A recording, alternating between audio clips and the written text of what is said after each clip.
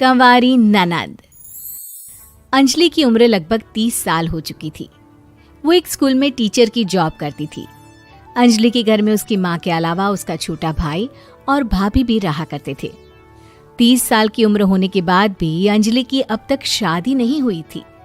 इस बात को लेकर अंजलि की माँ रुक्मिणी देवी काफी परेशान रहा करती थी।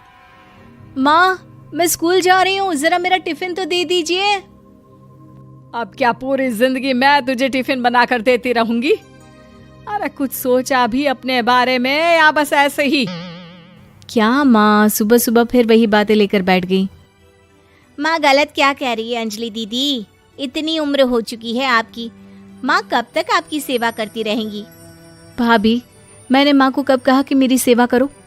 वैसे भी अपना टिफिन मैं खुद तैयार कर लेती हूँ, बस टेबल से उठाकर देने को ही तो कहा था। वैसे अंजलि दीदी, देखा जाए तो टिफिन उठाकर देने की उम्र तो आपकी है। आपका अपना घर परिवार बच्चे होते तो ये जिम्मेदारी आज आप पूरी कर रही होती। एक बात मेरी समझ में नहीं आती, अगर मेरी शादी नहीं हुई तो इसमें मेरी क्या गलती है और तुम सब लोग मेरे पीछे क्यों पड़े रहते हो? अरे कुछ कहना क्या पीछे पड़े रहना होता है? अपने छोटे भाई को देख, तुझसे 3 साल छोटा है लेकिन 2 बच्चे खेल रहे हैं आंगन में। मुझे आप लोगों की कोई बात नहीं सुननी, जा रही हूँ मैं। और आप में से किसी को मेरा कोई काम करने की जरूरत नहीं है, मैं खुद संभाल लूंगी। इतना कहकर अंजलि वहां से चली जाती है। शाम को जब अंजलि अपने स्कूल से लौटकर घर वापस आती है तो उसने देखा कि पड़ोस वाली निर्मला चाची वहां पर बैठी हुई थी। क्या बात है अंजलि बिटिया, नौकरी करके वापस आ गई? जी चाची जी, कैसी हैं आप? मैं तो ठीक हूँ बेटा, तुम बताओ शादी के बारे में कुछ सोचा या नहीं? अरे रहने दीजिए ना, इससे तो शादी की बात करना ही बेकार है। कुछ भी कहो तो गुस्सा करती है, बात बात पर आंखें दिखाती है। माँ, आप ऐसा क्यों कह रही है? मैंने कब आप पर गुस्सा किया? अरे अंजलि बेटा, तुम्हारी माँ ठीक ही तो कहती है। 30 की होने आई हो, अब तुम्हें भी शादी वादी कर लेनी चाहिए। चाची जी, आप तो ऐसे कह रही हैं जैसे शादी करने से मैंने मना किया हो। रहने दीजिए निर्मला चाची, हमारी अंजलि दीदी को अभी तक उनकी पसंद का दूल्हा नहीं मिला ना, इसीलिए वो शादी नहीं कर रही। भाभी, ऐसी कोई बात नहीं है। अरे तो फिर क्या बात है?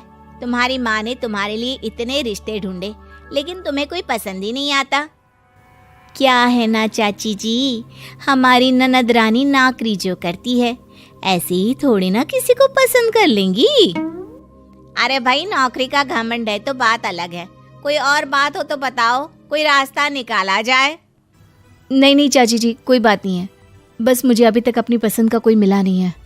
सुन लिया आपने, इस लड़की के तो पर निकल आए हैं और इतनी उम्र में अपनी पसंद का कोई मिलेगा भी नहीं इसे। माँ, आप मेरी शादी को लेकर हमेशा मुझे ताने क्यों मारती रहती हैं? अपनी माँ की बातें तो ताने लगती है। ताने हैं? बताओ, मैंने कुछ गलत कहा क्या? देखो, ये सब छोड़ो, मेरी दूर की बुआ का बेटा है, उसकी अभी शादी नहीं हुई है, उम्र होगी कोई 34-35 साल। आप कहें तो बात आगे बढ़ाऊं? अरे हाँ हाँ, क्यों नहीं, ये भी कोई पूछने की बात है। अरे जल्दी से लड़के को यहाँ बुला लो।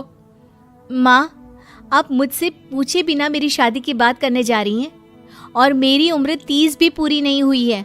निर्मला चाची कह रही है कि वो लड़का 35 साल का है। अंजलि दीदी, आपको क्या लगता है इस उम्र में कोई फिल्म का हीरो आएगा आपके लिए? देखिए, अब पसंद और नापसंद की बात तो रहने दीजिए, पसंद करने की उम्र तो आपकी निकल चुकी। अब तो जो भी मिले उसी से शादी कर लीजिए, इसी में भलाई है। तेरी भाभी बिल्कुल ठीक कह रही है। अब जैसा रिश्ता मिले उसके लिए हाँ कर देना, ताकि हम भी गंगा नहाए। ठीक है, चलिए मैं उस लड़के को कहती हूँ, वो कल ही अंजलि को देखने आ जाएगा। अगले दिन निर्मला चाची के दूर का रिश्तेदार अंजलि को देखने उसके घर आता है। उसका नाम था अजय। अंजलि जी, तो आप नौकरी करती हैं, वो भी स्कूल में? जी हाँ, मैं स्कूल में टीचर हूँ। हमारी बेटी बहुत होशियार है। अरे पढ़ने लिखने में इतनी होशियार है, इसीलिए तो इसकी नौकरी लगी है स्कूल में। हाँ हाँ ठीक है आंटी जी, ज़रा मुझे भी तो बात करने दीजिए आपकी बेटी से। जी पूछिए ना, क्या पूछना चाहते हैं? अंजलि मैडम, ये तो बताइए कि आपने अभी तक शादी क्यों नहीं की? बस ऐसे ही, कहीं कोई रिश्ता पसंद नहीं आया इसलिए। लेकिन क्या मैं आपसे पूछ सकती हूँ कि आपने शादी क्यों नहीं की? अंजलि, क्या कर रही हो तुम? लड़कियों को इस तरह की बातें नहीं शोभा देती। रहने दीजिए आंटी जी, आपकी बेटी काफ़ी पढ़ी लिखी है, मैं उनके सवाल का जवाब दे ही देता हूँ। वो क्या है ना, मुझे भी अभी तक अपनी पसंद की कोई लड़की नहीं मिली। अच्छा, कोई बात नहीं। वैसे आपकी तनख्वाह कितनी है? कितना कमा लेती हैं महीने का? जी यही कोई 25,000 महीने। बस 25,000? इतने से क्या होता है? इतने से तो आजकल घर भी नहीं चलता। आपके कहने का क्या मतलब है? अरे मैं तो ये सोच कर आया था कि नौकरी वाली लड़की है, आराम से 40,000 कमाती होगी। माफ कीजिएगा, आपका और मेरा रिश्ता नहीं हो सकता। जी कोई बात नहीं, मुझे भी आपके साथ शादी करने में कोई इंटरेस्ट नहीं है। अंजलि, किस तरह की बात कर रही हो? घर आए रिश्ते को ठुकरा रही हो तुम। दीदी, अब इस उम्र में आपको इतनी अकड़ नहीं दिखानी चाहिए। अच्छा खासा रिश्ता हाथ से निकल गया, कहीं ऐसा ना हो कि जिंदगी भर कुंवारी ही रह जाओ आप। कुछ दिन और ऐसे ही निकल जाते हैं और अंजलि की शादी कभी नहीं होती। अंजलि के परिवार वाले बिंदास उसे ताने मारते रहते हैं, लेकिन अंजलि एक बड़ी नौकरी की तैयारी करती है और उसमें सिलेक्ट होने के बाद अंजलि को एक बहुत बड़ी नौकरी मिल जाती है। अब तो दीदी के नखरे और भी ज्यादा बढ़ जाएंगे भाई, अब तो इतनी बड़ी नौकरी जो लगी है, अब इनकी शादी होने से रही। माँ, मुझे नौकरी के लिए दूसरे शहर जाना पड़ेगा।